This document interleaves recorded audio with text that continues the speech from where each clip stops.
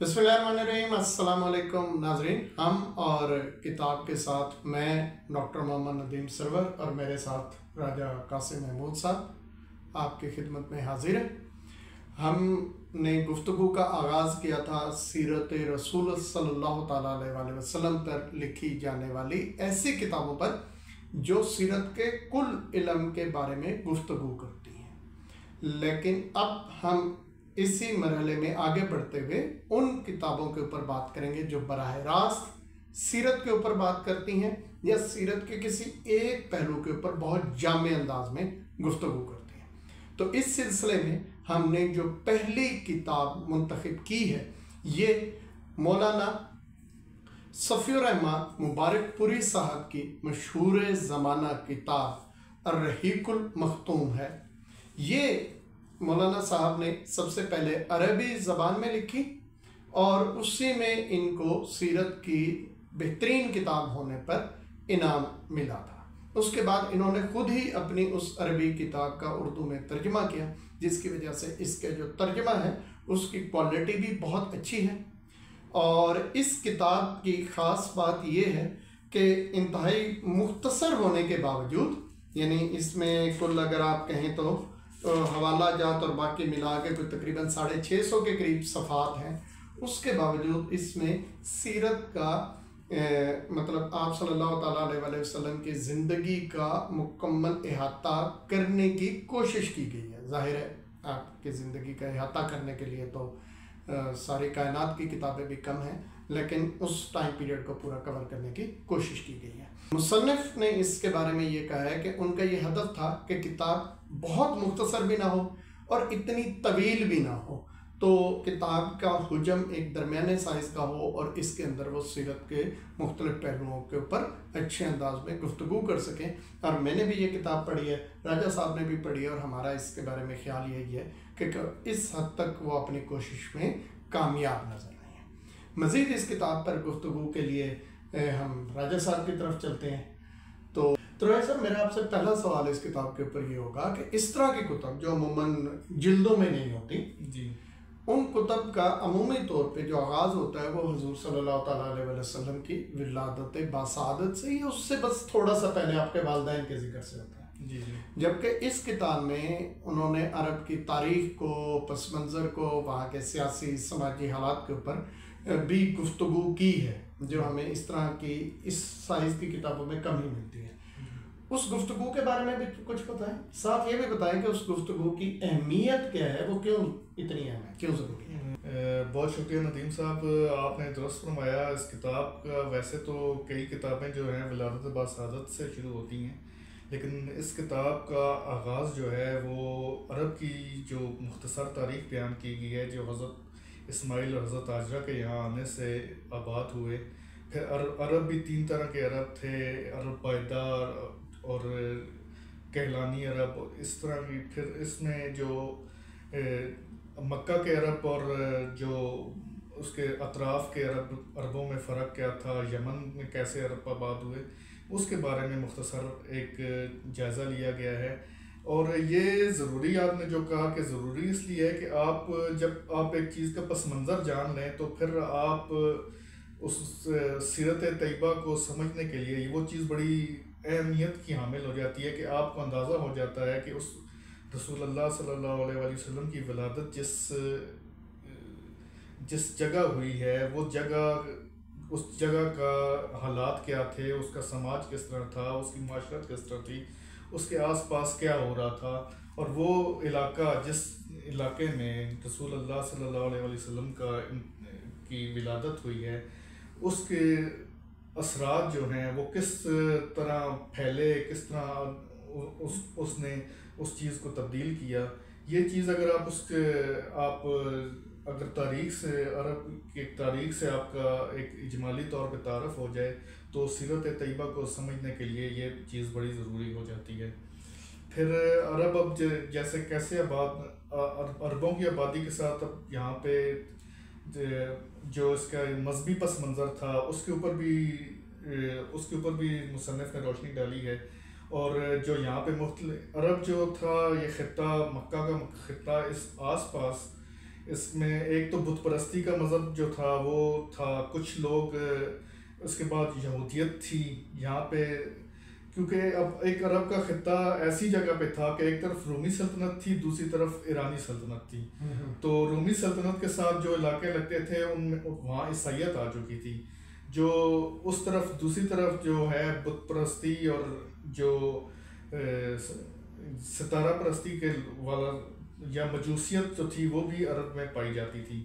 ایسے ہی یہود یہاں پہ کیسے آباد ہوئے اس کے بارے میں بھی بڑی زبردست معلومات ملتی ہیں کہ تاریخی طور پر بخت نصر کہ نے جب ان کے اوپر مظالم ڈھائے تو وہ کیسے یہاں پہ آباد ہوئے، اور ان کی آبادی کی یہود کی آباد کاری کی تاریخ کو بھی مصنف نے بڑی زبردست طریقے سے بیان کی ہے.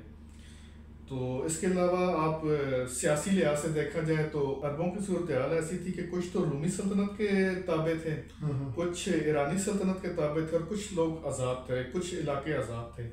مکہ کا خطہ آزاد تھا، اس کی ایک کعبہ کی وجہ سے اس کی اہمیت تھی، اور تجارت بیشتر لوگ تجارت سے وابستہ تھے، اور کعبہ کی وجہ سے اس علاقے کو ایک اہمیت تھی. تو دوسرا ان کی اپنی جو آزادی اور خود مختاری تھی ایک چھوٹے سے خطے کی، وہ بھی ایک بڑی اہمیت کی حامل تھی. اور اس کی سیاسی پس منظر میں ایک نام جو بڑا ضروری ہے میں بتانا چاہوں گا، جو مصنف نے بھی ذکر کیا ہے اور بیشتر سیرت نگار ان کے بارے میں گفتگو کرتے ہیں، وہ رسول اللہ صلی اللہ علیہ وآلہ وسلم کے آبا میں سے حضرت قصی بن کلاب کا نام ہے، جنہوں نے عربوں کو جمع کیا، اور عربوں کا پھر وہ جو ان کا سیاسی اور نظام تھا وہاں پہ مشاورت ایک بڑی اہمیت کی حامل تھی، جہاں مختلف قبائل جو ہے وہ مشاورت کرتے تھے. جب آپ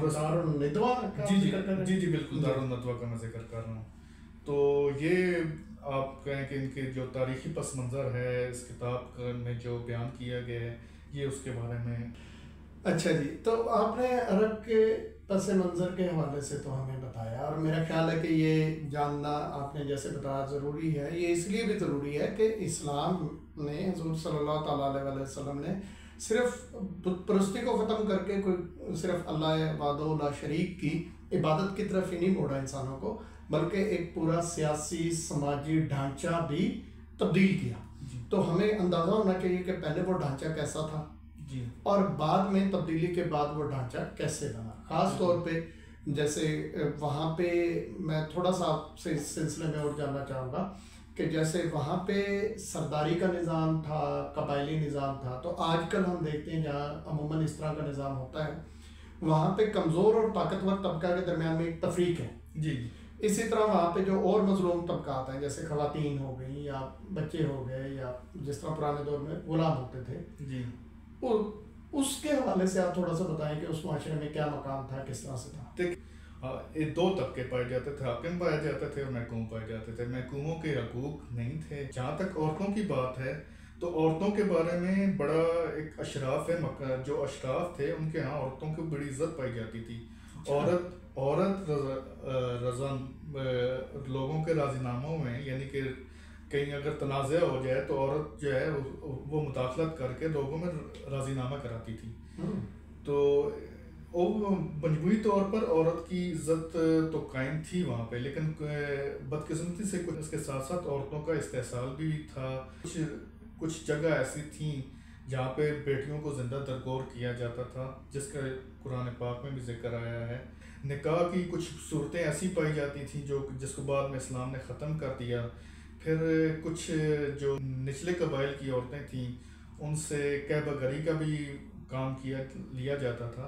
تو اس لحاظ سے پھر لونڈی اور غلام کے معاملات میں بھی کافی زیادہ وہاں پہ بے اعتدالیاں پائی جاتی تھیں، جس کو جب اسلام آیا تو اس چیز کو ختم کیا گیا. یعنی خواتین کے حوالے سے بھی اس کا مطلب ہے ہم یہ کہہ سکتے ہیں کہ جو ایک ایلیٹ یا ایک حاکم طبقے کی خاتون تھی اس کا معیار ایک بلند تھا جی، اور جو مظلوم طبقے کی خاتون تھی وہ زندہ درگور بھی ہوتی تھی. اگر وہ چھوٹی بیٹی ہے جی، وہ جوان ہے تو اس سے عصمت دری بھی ہوتی تھی، قہبہ گری کا کام بھی لیا جاتا تھا. تو جو طبقاتی تقسیم ہے ہاں وہ ہمیں وہ بہت عورت کے معیار کے اندر بھی نظر آتی ہے، مردوں کے مقام کے اندر بھی نظر آتی ہے، اور باقی جگہ پہ جی طبقاتی تقسیم تو بہت زیادہ پائی جاتی تھی، اور اس چیز کا آگے بھی اس کے اثرات جو ہیں ہمیں محسوس ہوتے ہیں جب ہم سیرت کا مطالعہ کرتے ہیں. تو ہم دیکھتے ہیں کہ جب قریش مکہ آتے ہیں رسول اللہ صلی اللہ علیہ وسلم کے پاس، تو کہتے ہیں کہ آپ کے تو تابعین میں سے، آپ کے صحابہ میں سے ایسے ایسے غلام پائے جاتے ہیں، اور اس چیز کو وہ جو ہے تسلیم نہیں کرتے. ایسے ہی غزوہ بدر کا ایک واقعہ ہے کہ جب حضرت مصعب بن عمیر کا بھائی جو کفار سے لڑتا ہوا گرفتار ہوا، تو اس پر حضرت مصعب بن عمیر کا اور ان کے بھائی کا جو مکالمہ ہے وہ بھی بڑی اس سے پڑھنے کے، اور جس سے عرب کے اس معاشرے کی جھلک نظر آتی ہے اس بالکل. اور ابو جہل کا دیکھیں، جب وہ آخری اس کے سانس تھے، ہاں اس ٹائم بھی وہ کہہ رہا تھا کہ مجھے میرا سر ذرا اوپر نظر آئے، ذرا نیچے سے کاٹنا تاکہ میں ذرا اونچا نظر آؤں. بالکل. تو یہ جو طبقاتی تقسیم تھی یہ تو بہت زیادہ پائی جاتی تھی.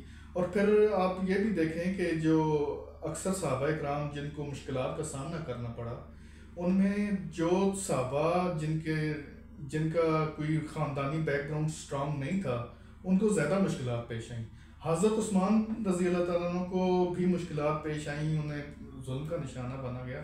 لیکن اس کے مقابلے میں اگر آپ ان صحابہ کی فہرست نکالیں جن کو مشکلات کا اور جن کے اوپر ظلم و تشدد ہوا، تو وہ صحابہ آپ کو زیادہ نمایاں نظر آتے ہیں جن کا خاندانی بیک گراؤنڈ اتنا اسٹرانگ نہیں تھا، جو ایک محکوم طبقے سے، آپ کہیں کہ جو زمانہ جاہلیت کے محکوم طبقے سے تعلق رکھتے تھے، وہ ان میں جیسے حضرت یاسر ہیں، حضرت بلال ہیں. جی بالکل. اور اس طرح کے بہت سارے صحابہ ہیں. حضرت عبداللہ بن مسعود. ہاں حضرت عبداللہ بن مسعود کا نام. اچھا، یہ تو آپ نے بتایا زمانہ جاہلیت کی برائیوں کے حوالے سے، وہاں پہ عورت کا اتصال ہو رہا ہے، وہاں پہ طبقاتی تقسیم ہے، وہاں پہ اتنا زیادہ فرق ہے کہ لوگ مرتے وقت بھی چاہ رہے ہیں کہ میں نمایاں ہوں. اور باقی کہ عربوں میں کچھ اچھی بات بھی تھی جو رسول اللہ صلی اللہ علیہ وسلم پھر بھی ادھر ہی ہے. نہیں، یہ اس کتاب میں ایک بڑی اچھی بات ہے. اس میں اس عرب کے اس معاشرے کی ایک بڑی یعنی کہ منصفانہ تصویر پیش کی ہے. ایسا نہیں ہے کہ جس طرح ہم نے کہا کہ ان میں برائیاں، تو ظاہری بات ہے برائیاں تھیں، ان برائیوں کو خاتمہ کیا گیا، لیکن اس کے ساتھ ساتھ وہاں اچھائیاں بھی پائی جاتی تھیں. اچھائیوں میں سب سے پہلے تو وہ لوگ وعدے کے پابند تھے. ان نے وعدہ خلافی نام کی، اور وعدہ خلافی کے ساتھ ساتھ وہاں پہ جھوٹ بولنے کو بھی بڑا عیب سمجھا جاتا تھا. یعنی کہ لوگ حیران ہوتے تھے کسی کو کہتے کہ وہ یہ بندہ جھوٹ بولتا ہے. اچھا، یہاں پہ میں ایک بات میرے آپ کی گفتگو سے یہ میرے ذہن میں، پہلے میں نے نہیں سوچی تھی. آپ نے گفتگو میں کہا کہ عرب کے معاشرے میں جھوٹ بولنا ایک بڑا عیب سمجھا جاتا ہے. جی.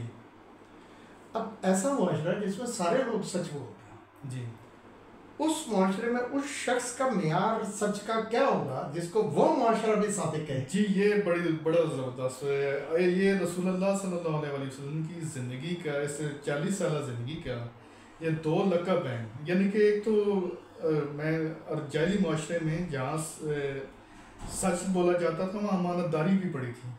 تو اس میں آپ صلی اللہ علیہ وسلم صادق اور امین کا لقب پایا. میرے ذہن میں یہ بات آ رہی ہے کہ جیسے ہمارا ایک معاشرہ ہے جس میں ہمیں پتہ ہے کہ سچ جھوٹ کس طرح چلتا ہے، کیا وہاں پہ کوئی بندہ سچ بولے اور سچ سے مشہور ہو جائے تو وہ کوئی بڑی بات ہے. جی.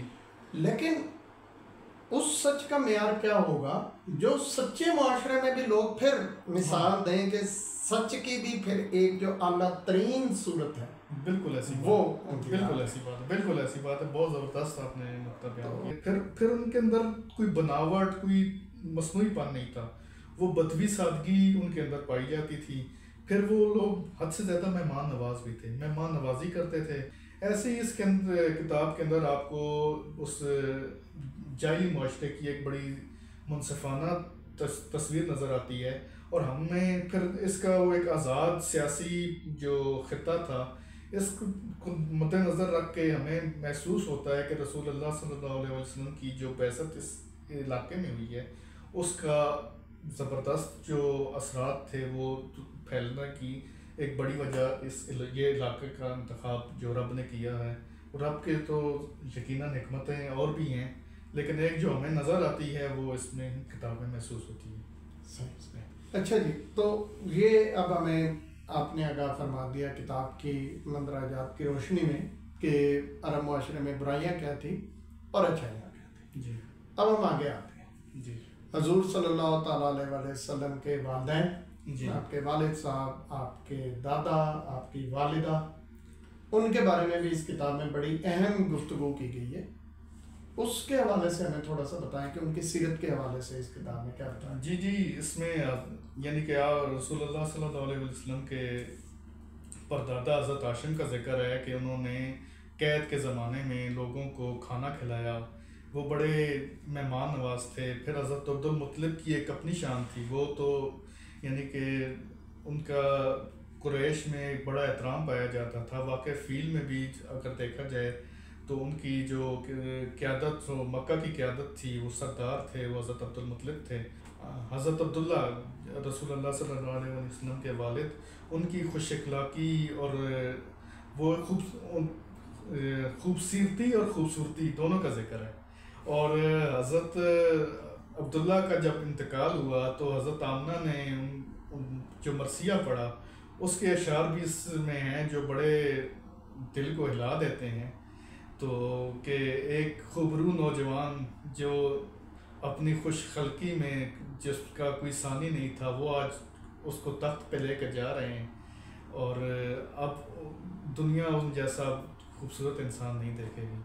تو اس طرح کے بڑے جو رسول اللہ صلی اللہ علیہ وسلم کے والدین ہیں یا آپ کے آباء اجداد ہیں، ان کا بھی ذکر بڑا زبردست طریقے سے بیان ہوا ہے۔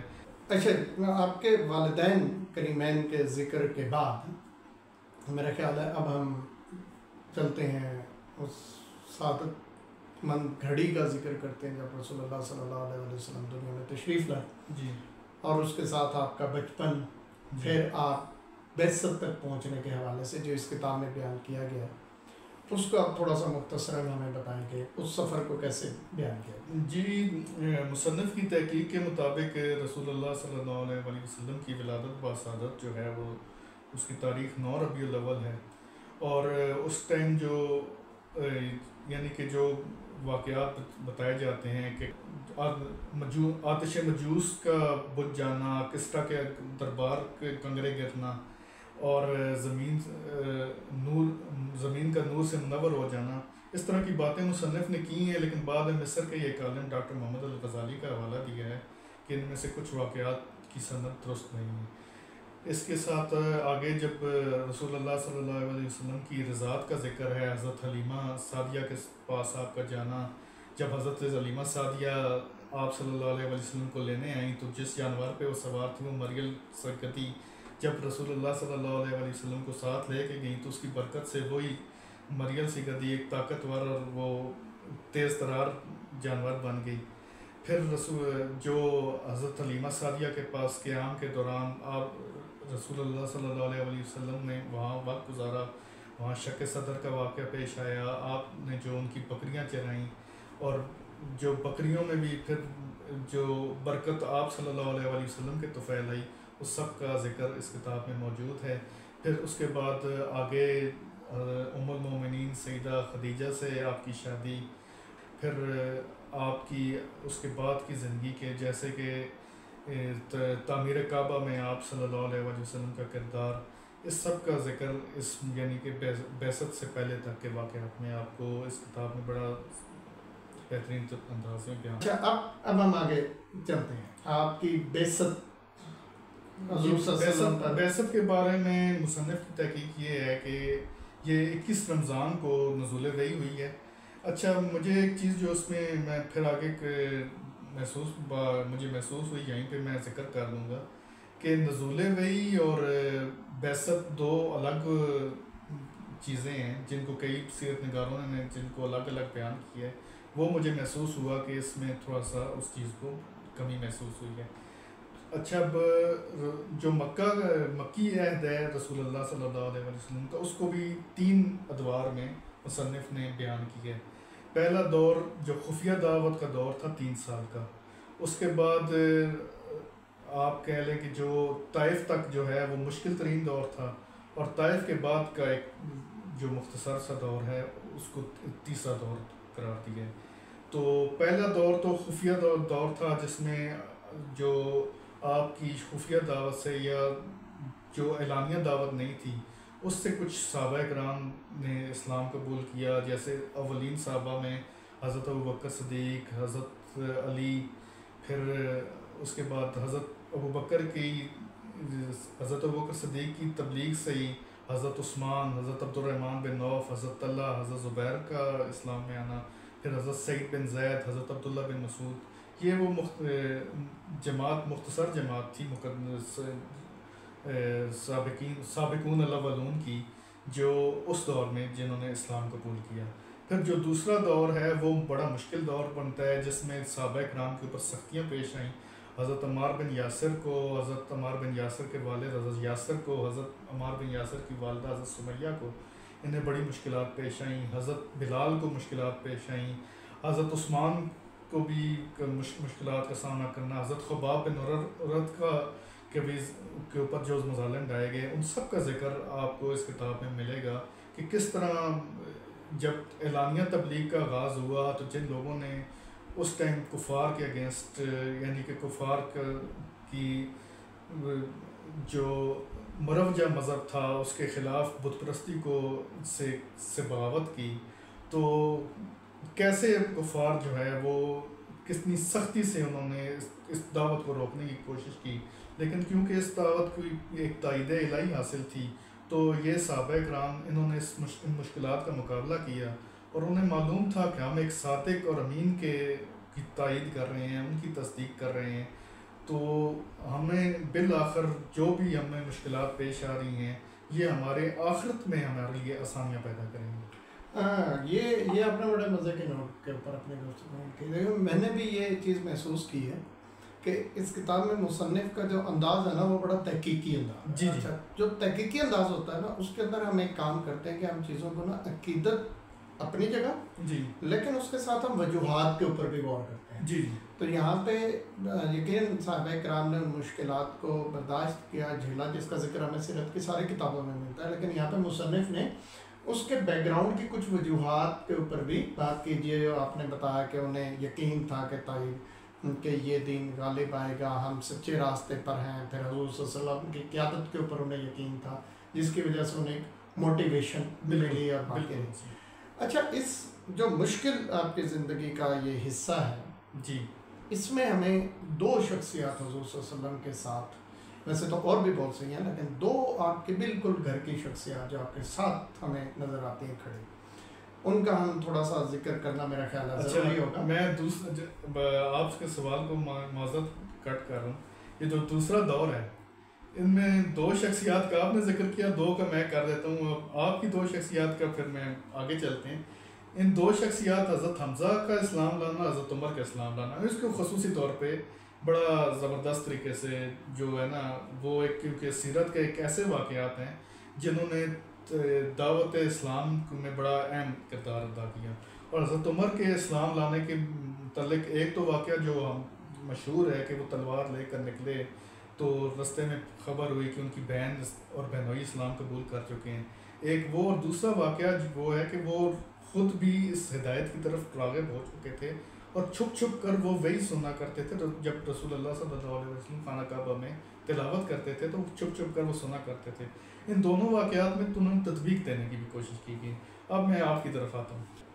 اچھا، یہ بھی آپ نے ایک بڑی زبردست سمیٹری بنائی، دو شخصیات اور دو شخصیات کی، لیکن میری جو مراد تھی وہ تھی جو مشکل کے دور میں آپ کے ساتھ کھڑی ان میں سے ایک حضرت ابو طالب کی، جس کے اوپر میں چاہوں گا آپ پہلے بات کر لیں، پھر ہم دوسری شخصیت جو حضرت اماں خدیجہ الکبریٰ رضی اللہ تعالیٰ عنہ کی شخصیت ہے ان کے اوپر بھی ہمیں بات کرنا ضروری سمجھتے ہیں۔ تو پہلے حضرت ابو طالب کے حوالے سے۔ اچھا، جناب ابو طالب کے حوالے سے تو آپ کو بڑی اس کتاب میں جو ہے نا بڑی ایک زبردست تصویر نظر آتی ہے کہ انہوں نے چچا ہونے کے ناطے رسول اللہ صلی اللہ علیہ وسلم کی بھرپور مدد کی، اور ایک چچا بھی تھے اور بنو ہاشم کے سربراہ بھی تھے، تو بنو ہاشم کے سربراہ ہونے کے طور پہ بھی انہوں نے رسول اللہ صلی اللہ علیہ وسلم کی حفاظت اور ان کی تائید کرنے میں بڑا اپنا کردار ادا کیا. ان کے بارے میں بتایا ہے کہ وہ رات کو اٹھ کے بستر بدل کر دیا کرتے تھے کہ کفار کی جو ہے حملوں سے رسول اللہ صلی اللہ علیہ وسلم کو محفوظ رکھا جائے. پھر جب وہ کفار کی بستر کن سے بدلتے تھے یہ بھی بڑی ہے. حضرت علی سے اپنے بیٹوں سے بدلتے تھے یہ. تو پھر اس کے بعد جو آپ صلی اللہ علیہ وسلم کی جیسی دعوت پھیل رہی تھی تو جو حضرت ابو طالب کا ایک بیچ میں آگے آپ کہیں کہ ان کا ایک سہارا تھا یا بیچ میں ایک ان کی شخصیت تھی, وہ کفار ان کے پاس شکایات لے کر آتے تھے. تو حضرت ابو طالب نے اس میں کہا کہ میں جو انہوں نے اپنے بھتیجے کی بھرپور حمایت کی. بڑی اچھی تصویر جناب ابو طالب کی آپ کو نظر آتی ہے. اور پھر جو شعب ابی طالب میں مشکلات صحیح ہیں اس کو بھی بیان کیا ہے. پھر انہوں نے اپنے بھتیجے کی حمایت میں جو اشعار کہے ہیں ان کو بھی ذکر کیا ہے. تو ایک بڑی عمدہ تصویر نظر آتی ہے. اور میں پھر مصنف کی منصفانہ رویہ کہوں گا کہ وہ جناب ابو طالب کے ایمان کے قائل نہیں ہیں. وہ ان کا ایمان کو ان کے نزدیک ان کا انتقال ایمان پہ نہیں ہوا. اور جو سورہ توبہ کے آیات ہیں جو اس بارے میں کہی جاتی ہیں انہوں نے ان کو ذکر کیا ہے. لیکن اس کے باوجود جو انہوں نے اس معاملے میں اپنا مثبت کردار ادا کیا ہے, مصنف نے اس کو بھرپور انداز میں ذکر کیا ہے. اچھا چلیں, حضرت ابو طالب کا ذکر آپ نے کر دیا, اگر آپ کی اجازت ہو تو حضرت خدیجہ الکبریٰ کا ذکر میں کر دوں. چلیں ضرور جی. حضرت خدیجہ الکبریٰ ہم سب کو پتہ ہے کہ آپ انتہائی مالدار خاتون تھیں, اور پھر آپ جب حضور صلی اللہ تعالیٰ علیہ وسلم کی زندگی میں آئیں اور پھر جب آپ کے اوپر اللہ تعالیٰ نے وحی کا سلسلہ فرمایا اور آپ نے اپنی نبوت کا اظہار فرمایا, تو اولین اسلام قبول کیا برقہ بن نوفل کے ذریعے, جو ایک حضور صلی اللہ علیہ وسلم کی باتوں آپ کو ڈھارس بندائی. اسی طرح جو کفار نے جو بھی اس وقت ظلم و ستم کیا تو اس سارے سلسلے میں چٹان کی طرح آپ کے ساتھ کھڑی رہی. اور حتیٰ کہ وہ وقت بھی آیا کہ جو مکہ کی مالدار ترین خاتون تھی ان کو شیب ابی طالب میں نہ صرف کئی دن بھوک پیاس سے گزارنے پڑے بلکہ اپنے بچوں کو بھی اس طرح روتے دیکھنا پڑا, لیکن وہ حضور صلی اللہ تعالیٰ علیہ وسلم کی کے مشن سے کسی بھی ایک لمحہ کے لیے بھی پیچھے نہیں ہٹے. تو جب شیب ابی طالب کا سفر ختم ہوا, وہ وقت ختم ہوا, تو اس وقت حضرت ابو طالب اور حضرت خدیجہ الکبریٰ کا وصال ایک بہت مختصر وقت میں ایک دوسرے کے بعد ہوا. تو یہ حضور صلی اللہ تعالیٰ علیہ وسلم کے اوپر انتہائی ایک غم کا وقت تھا. تو آپ نے اس کا ذکر بار بار اپنی زندگی میں تاحیات, آپ نے جب تک آپ ہمارے درمیان موجود رہے, آپ نے اس کا ذکر کیا کہ وہ آپ کی غمگسار تھیں. انہوں نے اس وقت آپ کی تصدیق کی جب لوگ آپ کو جھٹلا رہے تھے. انہوں نے اس وقت آپ کی مدد کی جب لوگ آپ کو اپنا مال نہیں دے رہے تھے. اور انہوں نے اس وقت آپ کا ساتھ دیا جب کہ آپ کا ساتھ دینے والے بہت کم تھے. تو یہ بہرحال ایسی ہستیاں ہیں جن کا ذکر بالکل ہمارے لیے باعث سعادت ہے. اور اچھا رائے صاحب, یہاں ہم نے حضرت ابو طالب کا ذکر کیا, حضرت خدیجہ کا ذکر کیا, تو کفار میں بھی کچھ ایسے لوگ تھے نا جن کا اس کتاب میں بھی ذکر ملتا ہے جو رہے کفر پہ جی, لیکن ان کا رویہ حضور صلی اللہ تعالیٰ علیہ وسلم کے ساتھ اس طرح کا ظالمانہ نہیں تھا بلکہ ایک بہتر انسان جیسا رویہ تھا یا بہتر رویہ تھا. اچھا یہ بھی بڑا اس میں اہم نقطہ ہے سیرت کا کہ کفار میں بھی دو طرح کے کفار پائے جاتے تھے. ہارڈ لائنرز تھے اور بیچ میں سافٹ والے بھی تھے. جیسے کہ ہارڈ لائنرز میں عقبہ بن ابی معیط ہو گیا, ابو لہب ہو گیا, ابو جہل ہو گیا. لیکن ہمیں عتبہ بن ربیعہ کی شخصیت ایک ایسی نظر آتی ہے کہ جو ہر جگہ مصالحت کی کوشش کرتا نظر آتا ہے. وہ غزوہ بدر تک وہ بالکل بڑا ایک ریشنل, بڑا عقل والی باتیں کرتا تھا, لیکن آخر میں وہی ابو جہل کے بھڑکاؤ میں آ کے اس میں جاہلیت کی بھڑک اٹھی اور حضرت حمزہ کے ہاتھوں قتل ہوا. ایسے ہی ایک اور نام معتم بن ندی کا ہے. معتم بن ندی رسول اللہ صلی اللہ علیہ وسلم کے ساتھ ان کا معتم کا رویہ بڑا اچھا تھا, اور اسی معتم کے اچھے رویے کو رسول اللہ صلی اللہ علیہ وسلم نے بدر کے دن بھی یاد کیا کہ جب بدر کے کفار جب انہیں گرفتار کیا گیا, جب وہ قیدی بنا کر لائے گئے, تو اس ٹائم رسول اللہ صلی اللہ علیہ وسلم نے کہا تھا کہ اگر آج معتم بن ندی زندہ ہوتا اور وہ کہتا کہ ان کو چھوڑ دو تو میں چھوڑ دیتا. اور جب آپ صلی اللہ علیہ وسلم طائف سے واپس آئے تھے تو معتم بن ندی نے ہی رسول اللہ صلی اللہ علیہ وسلم کو پناہ دی تھی. تو معتم کے سچے رویے کو رسول اللہ صلی اللہ علیہ وسلم نے اس کی مرنے کے بعد بھی یاد رکھا. تو یہ دو طرح یعنی کہ کفار میں ایسے ہمیں شخصیات نظر آتی ہیں جو جن میں کچھ نرم دلی پائی جاتی تھی, جو ایک آپ کہیں کہ جو ایک عقل والی بات کیا کرتے تھے, جو ریشنل اپروچ رکھتے تھے.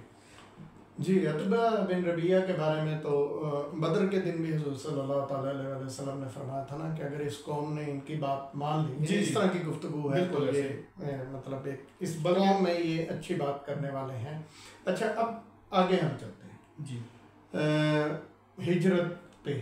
تو جب ہجرت ہوتی ہے تو حضور صلی اللہ تعالیٰ علیہ وسلم رات کے وقت نکلتے ہیں.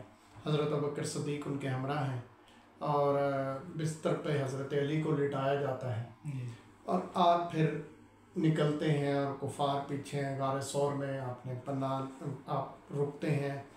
اس کے بعد سفر میں آپ کی ایک جگہ ملاقات ہوتی ہے خاتون سے جن کی بکری کا آپ دودھ پیتے ہیں, تو وہ آپ تھوڑا سا میں چاہ رہا تھا اس کے اوپر آپ ہی ذرا, میں اسی لیے نام نہیں, ام محبت کا واقعہ بھی بڑا زبردست ہے. اور جو ان کی مریل بکری کا اس کی اجازت سے رسول اللہ صلی اللہ علیہ وسلم نے اس کے تھنوں کو ہاتھ لگایا تو اس میں دودھ بھر آیا, اور پھر جب ام محبت کا شور آیا تو اس نے کہا کہ اس میں دودھ کیسے آ گیا, تو ام محبت نے جو اس پہ اشعار کہے وہ ایک بڑا زبردست واقعہ ہے. اچھا, اس سے آگے میں چلتا ہوں جو کہ ہمارا تبصرہ کافی پہلے ہی لمبا ہو گفتگو لمبی ہو چکی ہے, لیکن ایک اور اس ہجرت کے حوالے سے نقطہ ہے کہ جب رسول اللہ صلی اللہ علیہ وسلم مدینہ پہنچے ہیں تو کئی صحابہ انصاری صحابہ نے جو حضرت مصعب بن عمیر کے ہاتھوں جن بیت عقبہ پہ جب حضرت مصعب بن عمیر کا تقرر ہو چکا تھا ان کے معلم کے طور پہ, تو ان کی دعوت و تبلیغ سے جو اسلام لے آئے تھے, جنہوں نے اس ٹائم تک رسول اللہ صلی اللہ علیہ وسلم کو براہ راست نہیں دیکھا تھا, تو جب آپ صلی اللہ علیہ وسلم اور حضرت ابوبکر صدیق رضی اللہ تعالیٰ عنہ دونوں آئے تو کئی لوگوں نے غلط اپنی حضرت ابوبکر صدیق کو رسول اللہ صلی اللہ علیہ وسلم سمجھ کے آپ صلی اللہ علیہ وسلم کے اوپر وہ چادر سے سایہ کرنا شروع کر دیا. اس کی میں تو یہی سمجھتا ہوں کہ جو 3 دن غار ثور میں حضرت ابوبکر صدیق نے رسول اللہ صلی اللہ علیہ وسلم کے چہرے انور سے تجلیات کا جو انوار و تجلیات کا جو فیض سمیٹا ہے, یہ اس کا اثر تھا کہ لوگوں کو پہچان نہیں ہو رہی تھی. تو آگے ہم چلتے ہیں. اچھا, اب ہجرت آگے مدینہ میں آئے تو مدینہ کے اندر اب یہاں پہ ہمیں ڈفرینٹ حالات ملتے ہیں. یہاں پہ یہود بھی ہیں جن کا وہاں کی معاشیات کے اوپر زیادہ کنٹرول ہے. جی. اچھا, وہاں پہ کچھ مسلمان ہیں, جی, کچھ غیر مسلم ہیں. پھر وہ جب غیر مسلم اسلام لاتے ہیں تو ان میں سے کچھ دل سے مسلمان ہوتے ہیں اور کچھ منافقین بن جاتے ہیں. جی. تو یہاں پہ ایک نئے حالات کا چیلنجز کا سامنا ہے, اور ان چیلنجز سے بچنے کے لیے آپ نے ایک تو میثاق مدینہ کیا. جی. اور اسی طرح مسجد نبوی شریف کے اندر لوگوں کی تعلیم کا اور ایک ان کے مطلب کچھ لوگوں کی رہائش کا بھی وہ انتظام کیا. اور پھر جب مدنی دور میں ہم دیکھتے ہیں آگے چل کے اس کو بھی 3 ادوار میں تقسیم کیا گیا. تو اس سارے سلسلے کے اوپر آپ ایک مختصر اگر گفتگو فرما دیں. جی. اچھا جی, مدینہ کے 3 طبقات کا ذکر جو مصنف نے کیا ہے وہ آپ نے بھی کر دیا کہ وہاں پہ ایک تو بنیادی طور پہ تو مذاہب 2 تھے, ایک بت پرستی تھی اور دوسرا یہودیت تھی. جب اسلام آیا تو اکثریت جو تقریباً بت پرستی کا تو آلموسٹ مجموعی طور پہ وہاں پہ خاتمہ ہو گیا. جو بت پرست تھے ان میں سے کچھ لوگ اکثریت مسلمان ہو گئی, اور کچھ لوگ طبقہ ایسا بھی تھا جو بظاہر انہوں نے اسلام قبول کر لیا لیکن دل سے وہ انہوں نے اسلام کو قبول نہیں کیا، یہ طبقہ منافقین کا تھا، اور تیسرا یہود کا تھا جن کا آپ نے بتا دیا کہ معیشت کے اوپر قبضہ تھا، اور ان کی معیشت کا سب سے مین سورس جو تھا وہ سود تھا۔ اچھا، ہم نے مکہ کے ذکر میں اس کی معیشت میں ذکر کیا کہ وہاں تجارت کا اس کا جو سورس آف انکم تھا، جو آپ کے ادھر جو سورس آف انکم جو باقی تھا وہ کھیتی باڑی تھا، وہاں پہ کھیتی باڑی ہوتی تھی۔ اچھا، اس کے ان تین طبقات کے ساتھ جب مسجد نبوی بنتی ہے تو مسجد نبوی کی صرف حیثیت ایک مسجد کی نہیں ہوتی ہے، وہ رسول اللہ صلی اللہ علیہ وسلم کی مشاورت کی جگہ ہے۔ وہاں آپ صلی اللہ علیہ وسلم امور دنیا اور امور دین دونوں سر انجام دیتے ہیں۔ امور ریاست بھی انجام دے رہے ہیں، امور دنیا بھی انجام دے رہے ہیں، امور دین بھی انجام دے رہے ہیں۔ اور پھر وہاں سے وفود سے ملاقات کا وہی ہے، کیونکہ مدینہ میں آپ رسول اللہ صلی اللہ علیہ وسلم آتے ہیں تو ایک ریاست قائم ہو جاتی ہے جس کے آپ سربراہ ہیں۔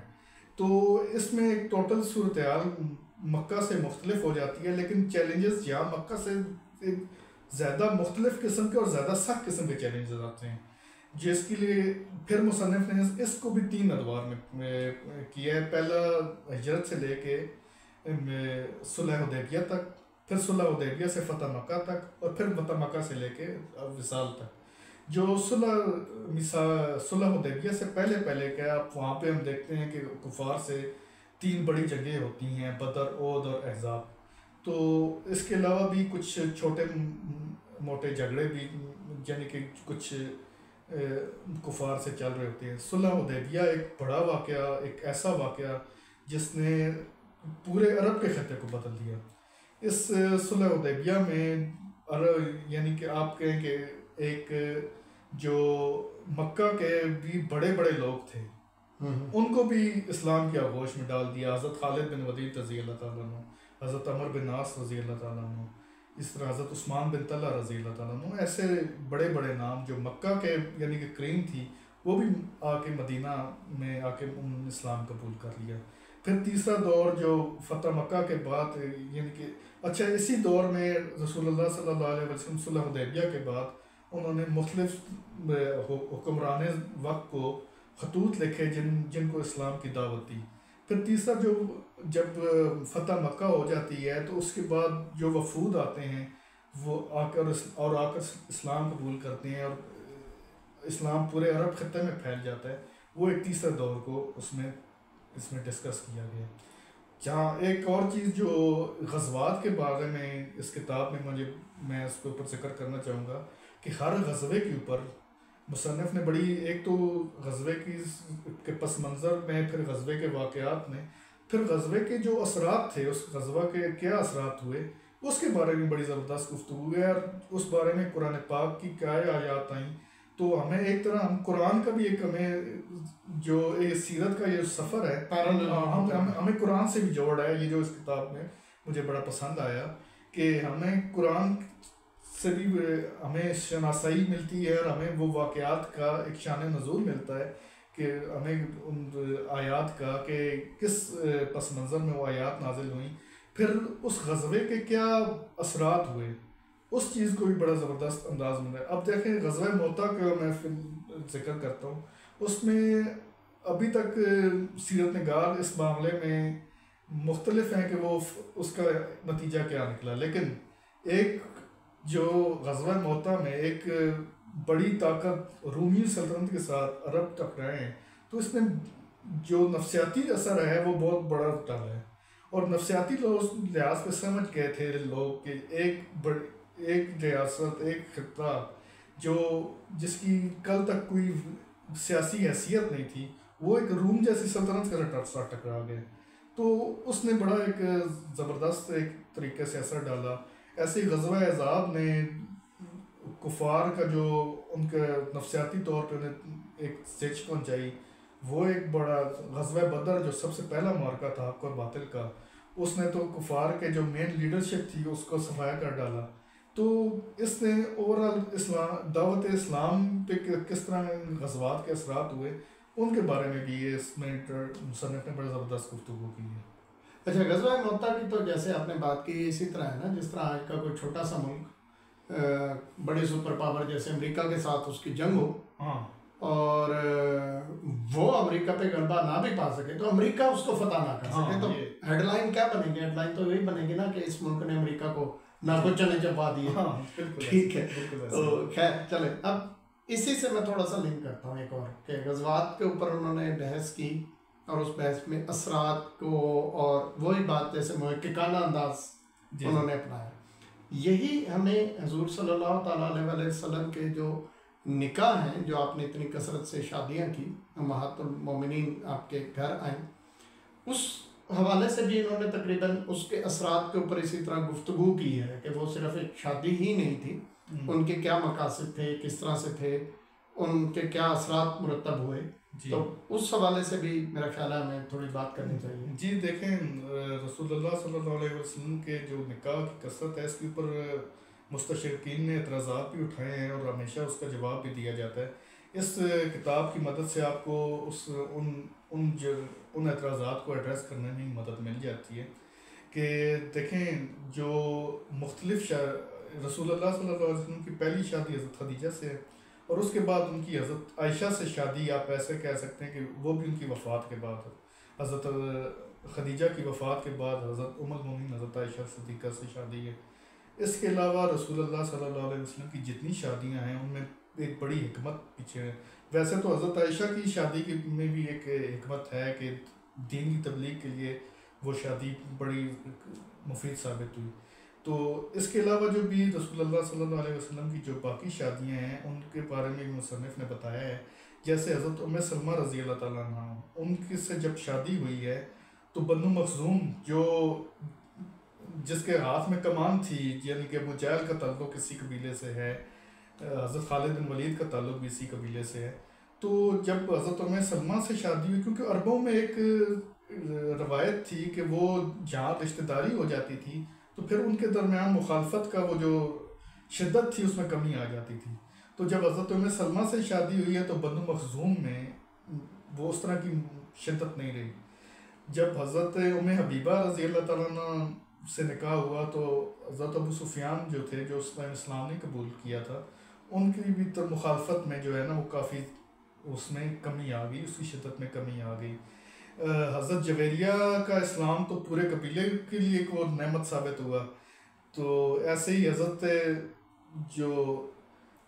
زینب بنت جاش کے ساتھ جو شادی ہے وہ تو ایک رسم تھی, جو ایک کبیر رسم تھی جو اس ٹائم عرب معاشرے میں قائم تھی, اس کا خاتمے کے لیے وہ اس نے اپنا کردار ادا کیا. تو یہ آپ دیکھیں کہ ہر شادی کے پیچھے جو ایک حکمت تھی وہ بھی مصنف نے بیان کی ہے. ہم نے تو 3-4 کے بطور نمونہ گفتگو کر دی ہے. باقی رسول اللہ صلی اللہ علیہ وسلم کی باقی شادیاں جو ہوئی ہیں ان کے بارے میں بھی آپ کو اس کتاب میں ذکر مل جاتا ہے.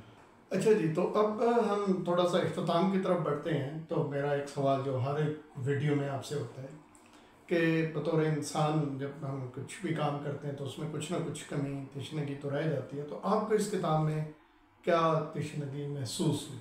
اچھا, یہ بڑا مشکل سوال آپ نے کر دیا ہے اس کتاب کے حوالے سے, کیونکہ ایک تو اس کتاب کو سیرت کا عالمی ایوارڈ ملا ہو اور پھر جس کی اتنی جو ہے نا جس میں مختلف پہلوؤں کا احاطہ کیا گیا ہو.